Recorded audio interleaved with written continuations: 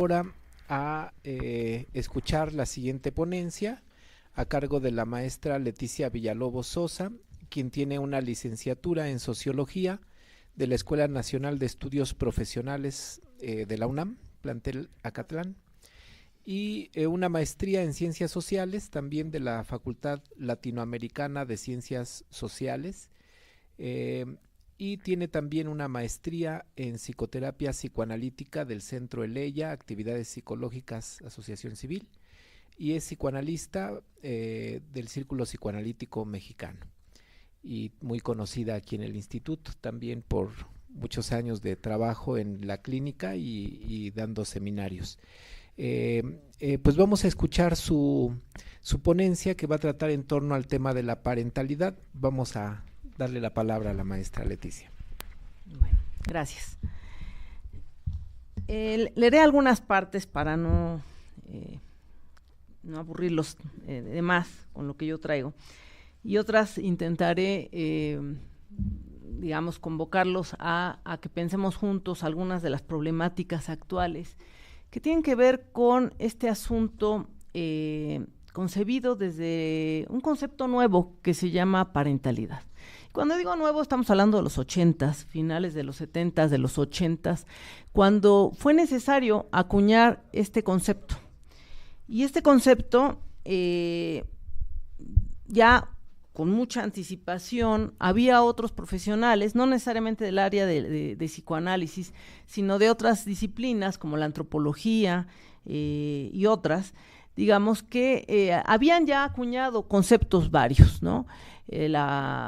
Digamos, la cuestión de por qué usar parentalidad y no paternidad o maternidad. ¿Por qué usar parentalidad y no parentesco o parentela? Aunque viene, digamos, de un concepto afín.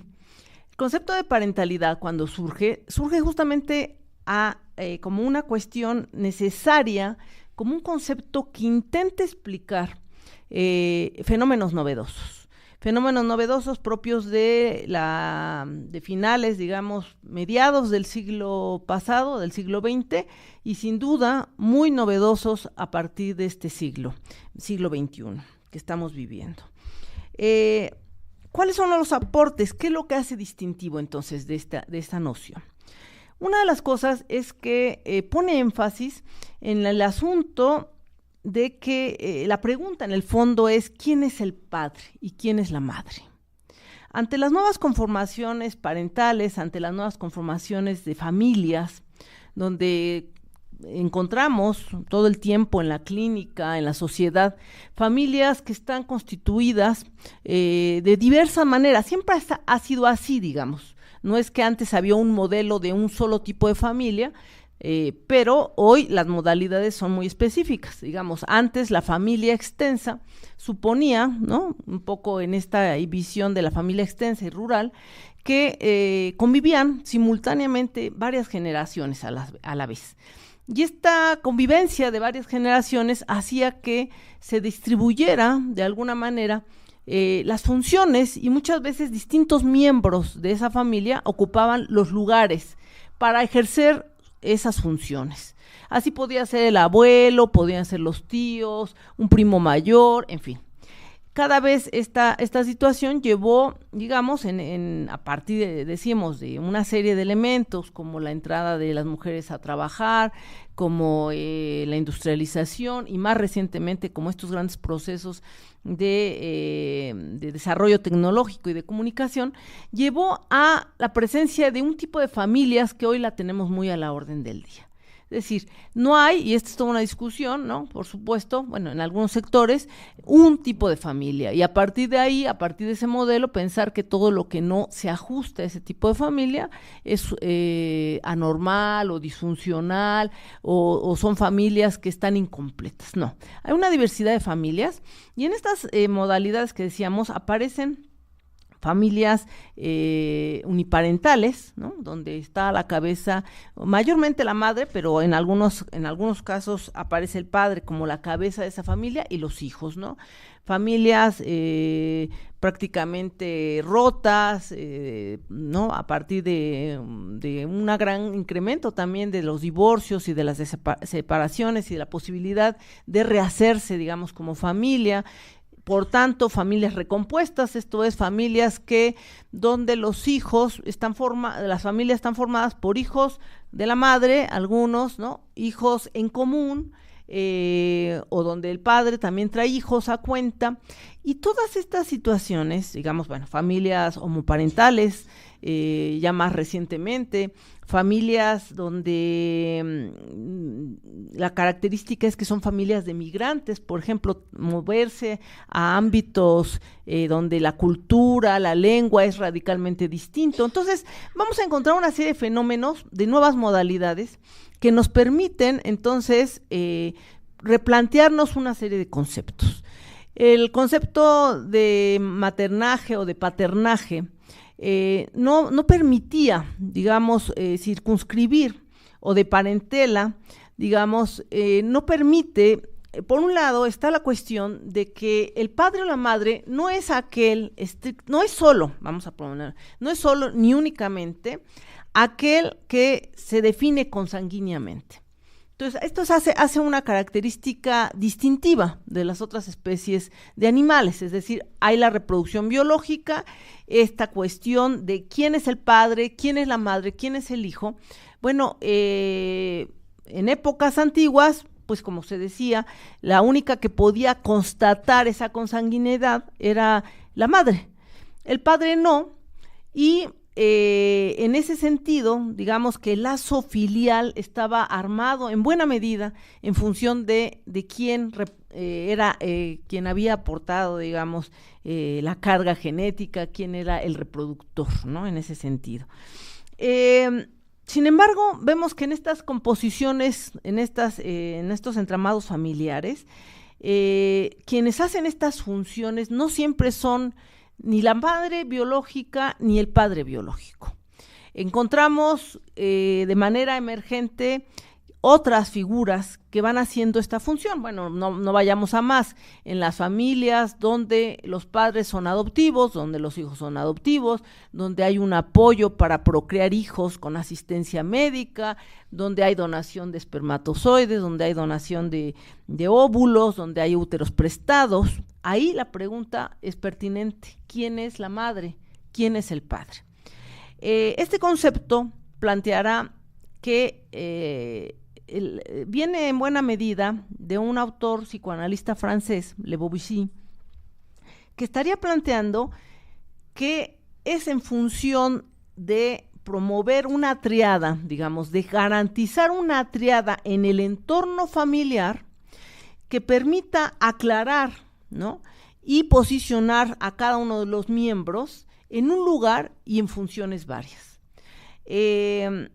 Aquí entra otro elemento que tiene que ver con la cuestión del complejo edípico. Es decir, no podemos pensar la tríada si no aludimos al complejo edípico, y sabemos que el complejo edípico, como una elaboración freudiana en sus orígenes, por cierto, una elaboración que tuvo que irse reformulando todo el tiempo, no fue una elaboración acabada y definida por sí, ¿no?, sino que tuvo que ir haciendo una reelaboración Freud a través de su teoría y de su clínica.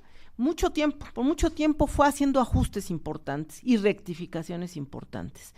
En esta noción, digamos, cuando hablamos del complejo edípico en la teoría psicoanalítica, siempre es pertinente decir de cuál complejo hablamos. No es lo mismo el complejo edípico freudiano que el complejo edípico lacaniano. Y es Lacan, y después algunos autores importantes, como Dor y otros, que estarán planteando que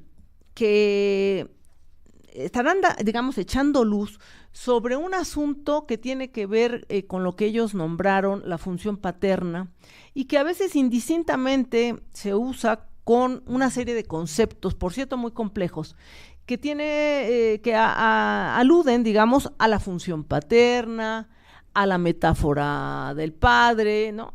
A básicamente, digamos, como a esta cuestión. Acá tenemos entonces que en esta elaboración, volvamos un poco a Freud.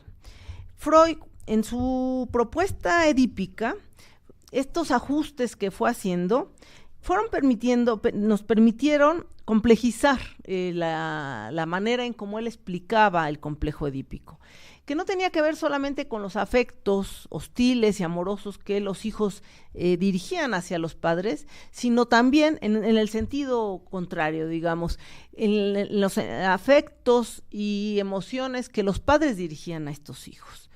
Esto es un elemento central.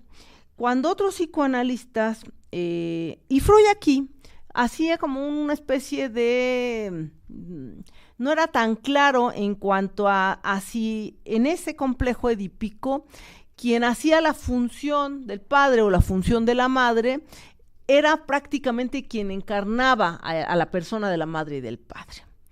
Se carga más a pensar que sí, que así es, que es la madre, digamos, en una primera parte donde hay una fusión con el hijo o una necesidad de fusión porque el hijo viene sin ningún recurso para poderse sostener por sí mismo, una diada que permite, digamos, ante esta diada de la madre y el hijo, ¿no?, la pertinencia de que el padre aparezca posterior. Si el padre va a aparecer, y aquí se habla mucho, ¿no?, va a aparecer a partir del discurso de la madre. No hay otra manera de que el padre aparezca. Entonces, si aparece a partir del discurso de la madre, y aquí siempre se pregunta a la gente, bueno, ¿y qué pasa si no hay un padre? Este discurso permite que esta diada, esta posición fusional inicial entre la madre y el hijo, y es fusional y es inicial porque así se requiere, no hay otra manera, digamos, ¿no? El niño, el recién nacido, demanda muchísimos cuidados, muchísimo tiempo. Sin embargo, es importante que de a poco el niño vaya asumiendo, vaya entendiendo, vaya procesando que la madre no está todo el tiempo disponible para él y que estará por momentos con él y por momentos lejos de él y vivirá experiencias de frustración. Y por otro lado, también, digamos que esta dinámica le llevará también a un elemento que es que la madre o quien hace el cuidado de este niño pueda dirigir, digamos, dirigir su atención, su tiempo a otras cosas.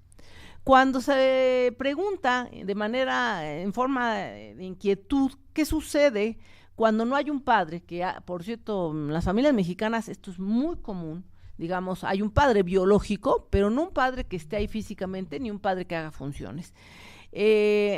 Acá, digamos, la parte, cuando decimos que es la madre quien introduce ese padre, lo introduce en dos sentidos al menos. Uno, en un sentido en donde lo central es que manda un mensaje diciéndole al hijo, digamos, ¿no?, a través del acto, no del discurso, que el hijo no lo es todo para ella, que hay otras cosas, que hay otros intereses, que hay otras preocupaciones, y por otro lado, el otro mensaje que se manda es la idea de que el deseo, ¿sí?, el deseo sexual no está dirigido al hijo, sino que el deseo tiene que estar puesto afuera, ¿sí?, dirigido a otros iguales que ella. Esta elaboración de Freud, ¿no?, llevó, digamos, decía yo, en estos ajustes que él hace posteriores, lleva a reconocer dos cosas que siempre me han parecido centrales y que hoy quería también compartir. Una es que el Edipo que Freud creía, Freud se basa arma su noción de complejo edípico a partir del drama, del mito de Edipo Rey, de Sófocles. Y en ese drama, él supone que esta vivencia de triangulación, que por cierto Lacan dirá después que nunca son tres, sino siempre son cuatro, ¿sí?, es decir, la madre, el padre, el niño, pero también el falo, y ahorita apunto a qué se refiere con esto, que esta estructuración que se da a partir del nacimiento del hijo, el niño iba a vivir un Edipo donde iba a elegir a uno de los padres como objeto sexual, o sea, un objeto al que le dirige el afecto, el amor, el deseo, y a otro con el que estaría pugnando por ese objeto, es decir, con el que dirigiría hostilidad, enojo, digamos, rabia, y que desearía eliminarlo. Esta idea de Edipo fue una idea incipiente que Freud creó, digamos, que nos propuso, pero después no le alcanzó, porque pensaba que el Edipo para la niña era exactamente igual. Es decir, la niña decía, se enamora del padre y rivaliza con la madre. Pero esta manera no le alcanzó a Freud y tuvo que hacer ajustes, decíamos, varios, pero entre los que a mí me importaba destacar, es, por un lado, reconocer que en ambos, en niño y en niña, el objeto primario, el objeto de amor al quien dirige el niño su deseo, digamos, es la madre. Es decir, la madre se vuelve un elemento central, ya más adelante en esta elaboración del complejo de Edipo. Y la otra es que, por tanto, el Edipo no era la calca del Edipo del niño, sino que el Edipo femenino, el Edipo de la niña, era un Edipo que llevaba una serie de avatares que, por cierto, se vuelven muy polémicos y que para algunos estaríamos, digamos, como con la idea de incluso poner en cuestionamiento, pero a eso no voy a entrar ahorita. Cuando decíamos que el Edipo en Freud y en Lacan son distintos, Lacan no le interesa gran cosa hablar del Edipo o del complejo de Edipo, sin embargo alude a él en algunos textos, así como pinceladas, digamos. Él va a hablar más de la función paterna. Y cuando habla de la función paterna, es interesante porque hace todo el tiempo alusión a que no es el padre encarnado, no es el padre físicamente, no es el padre biológico, sino a esa función que curiosamente él llama función paterna. Y digo curiosamente porque la función paterna, el nombre del padre, la idea del falo, todos estos son significantes en la teoría lacaniana, pero no cualquier significante. Son significantes prínceps, es decir, centrales en la teoría psicoanalítica lacaniana.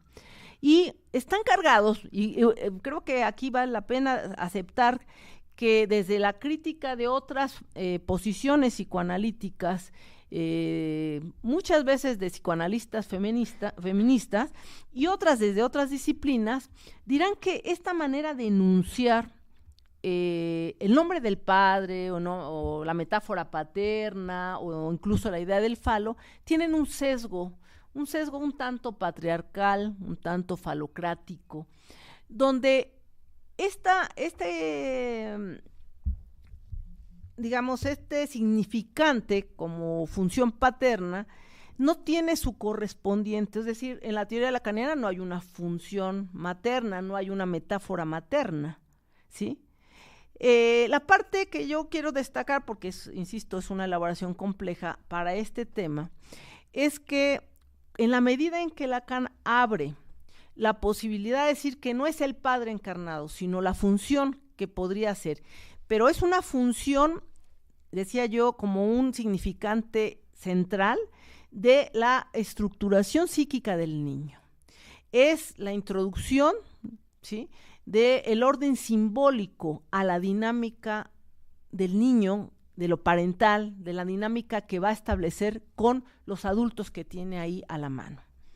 Cuando Lacan habla no del padre, sino de esta cosa, de la función paterna, abre otra posibilidad, que es poner énfasis en el asunto de las funciones y de los lugares. Cuando decimos que se requirió un concepto novedoso como el concepto de la parentalidad, es porque ya no nos alcanzaba decir es el padre o es la madre. Aquí lo central es quién hace esa función, ¿sí? No importa si quien hace la función paterna es el abuelo o quien hace la función paterna es, digamos, o incluso, aunque no fuese un varón, ¿sí? Una tía, pero que hace esa función. Esto nos da mucho juego para pensar las nuevas estructuraciones de las variantes de familia que nos encontramos de manera contemporánea. Hablar entonces, decíamos, de funciones, en este concepto de parentalidad, dirán que es central hablar de 3 diferenciaciones, distinciones al seno del hogar. Y estas 3 distinciones, que voy a anunciar de manera así muy al hilo, digamos, ya en preguntas podríamos ahondar, tienen que ver con, primero, una distinción, digamos, voy un poquito antes, a la aparición del hijo, pero no solo el nacimiento del hijo. En el momento en que una mujer está embarazada, puede o no puede insertar a ese hijo en la dinámica de lo familiar. Es decir, puede o no evocarlo, puede imaginarlo, puede nombrarlo, puede asignarle expectativas, puede adelantarse a pensar qué es lo que quiere de ese hijo. ¿Cómo? Sí, también, digamos, hay autores que dirán que siempre que se está embarazada, se tiene en la mente un hijo ideal, un hijo hipotético, el hijo que se desearía, digamos, ¿no? Incluso desde la cuestión de qué queremos, si un hombre o una mujer, aunque muchas mujeres u hombres no lo reconocen. Si no lo reconocen, sino que dicen, bueno, pues lo que venga está bien, con que nazca bien es bueno. Sin embargo, hay un deseo, son deseos inconscientes, a veces más conscientes, a veces más explícitos, otros no. Y este deseo inconsciente de qué es lo que se quiere para ese hijo, está antecediendo, ¿sí?, al nacimiento de ese hijo. Una vez que el hijo nace, el hijo que aparece nunca es el hijo mentalizado, nunca es el hijo ideal. Y eso habla de una frustración de entrada, que se puede aceptar o no, pero implica siempre un choque, digamos, entre el hijo ideal, el hijo, bueno, a veces estos ideales son totalmente absurdos, ¿no? Pero se tienen, digamos, como la idea de un hijo que sea güero, que sea de ojos azules, que tenga el pelo chino, nadie en el padre, la madre biológico no lo tiene, en fin, como ese tipo de cosas, ¿no? Pero también, no solamente eso, sino que se proyecta las expectativas, las exigencias, alguien que sepa tocar el instrumento como lo hacemos toda esta familia, alguien que guste de leer, alguien que sea tan bueno en los deportes, alguien que logre ser un creyente fervoroso, etcétera. Todo esto está planteado antes del nacimiento del hijo. Cuando el hijo nace, decíamos, hay un choque. Pero no solamente es el choque y el contraste entre el hijo ideal y el hijo real, sino que aparece un choque también. Es un proceso, y ahí viene otra vez el concepto de parentalización. La parentalización es un proceso en todo, digamos, el ciclo vital de varios miembros, de varios actores a la vez, ¿sí? ¿Cuáles son esos actores? Por un lado, no es el nacimiento del hijo, en ese momento, al padre y a la madre le supone reconocer que es hijo, pero que en ese momento dejó de serlo como un elemento central o estructurante y pasa a ser un padre o una madre. Esa transición, digamos, ¿no? Y bueno, y los padres de uno, en ese momento uno los convierte y los corona en abuelos. Esa transición, ese poderse mover a distintos lugares y por tanto hacer funciones varias, lleva un proceso. Y hay quienes no logran pasar esa transición. Decía alguna vez en algún comentario, en alguna clase, decía, esto es como el juego de la silla, se me ocurre un poco así, ¿no? Si no estamos en la silla del hijo, ¿cuándo somos hijos y cuándo dejamos de serlo? Somos hijos todo el tiempo hasta que se mueren los padres. Pero cuando tenemos propios hijos, somos hijos, pero la función, digamos, tenemos que recorrernos a esa otra silla, donde dejamos de ser hijos como una cuestión estructural para ser fundamentalmente padres. Y esa transición cuesta mucho trabajo. Y entonces nos encontramos con una serie de situaciones donde se confunden los lugares y las funciones. Padres que, por ejemplo, incluso se convocaba como algo loable, que intentan ser amigos de sus hijos, ¿sí? Y uno dice, bueno, ¿y por qué no, no? Pues soy buena onda, soy liberal, funge aquí la democracia. Lo que pasa es que la parentalidad va a hablar de 3 distinciones. Vuelvo a esto porque si no, no voy a terminar. Una es la distinción del yo y del no yo. Es decir, esta distinción inicial, ¿no?, fundante del psiquismo del niño es elemental, pero no siempre se da. Es decir, habla de la importancia de la individualización, no solo del hijo, sino también de los padres. Cómo somos distintos. Padres e hijos no somos nunca iguales. Y por tanto, no podemos irnos a tomar, digamos, a la misma cantina y estar, ¿no?, platicar nuestras cuitas sexuales a los hijos, o preguntarle a la hija adolescente qué hago con el novio que me está mandando tal o cual tal o cual mensaje por WhatsApp, ¿tú qué le dirías? Es decir, se confunden los lugares. Otra diferenciación central es la diferenciación entre generaciones, y esta es la que estaríamos planteando a nivel, digamos, de cómo los padres estarían en un lugar y los hijos estarían en otro. Y hoy que hay cada vez más padres adolescentes, o sea, el embarazo adolescente es una cifra que aterradora, ¿no?, en este país, cada vez más, ¿no?, adolescentes que en su primer encuentro sexual terminan embarazadas y que además deciden continuar con el embarazo para hacerse madres, porque se les chispoteó, digamos, porque ahí hay una combinación, ¿no?, entre el encuentro sexual y fungir como padres. Pues tenemos madres e hijas, o padres e hijos que se llevan 17 años, 16, 15 de diferencia, ¿no? Entonces, toda la pugna de no poder distinguir estos lugares y estas funciones, ¿sí? Entonces, el asunto de la parentalidad nos va a permitir entender que al nacimiento de un hijo hay que recorrerse, es necesario esta distinción generacional. Y por otro lado, junto con esta distinción, es la posibilidad de que en la medida que uno hace conciencia, porque al nacimiento de un hijo se hace conciencia de cómo fue uno hijo, es decir, se reactivan todos los elementos del complejo edípico.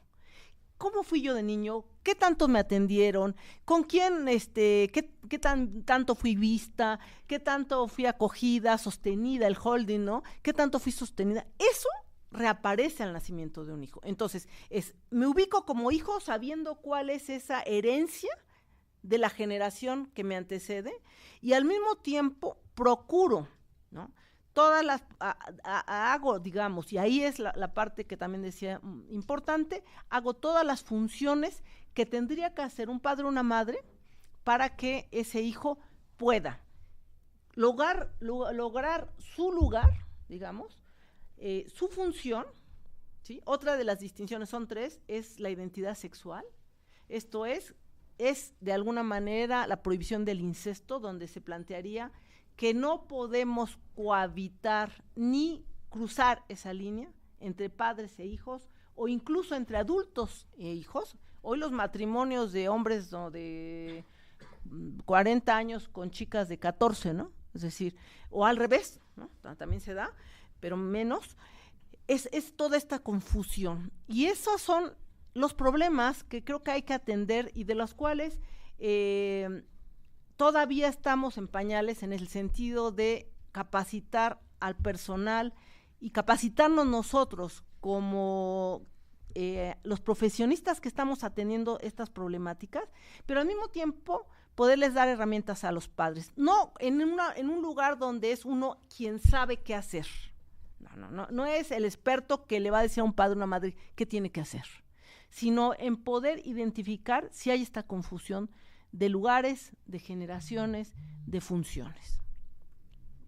Bueno, gracias.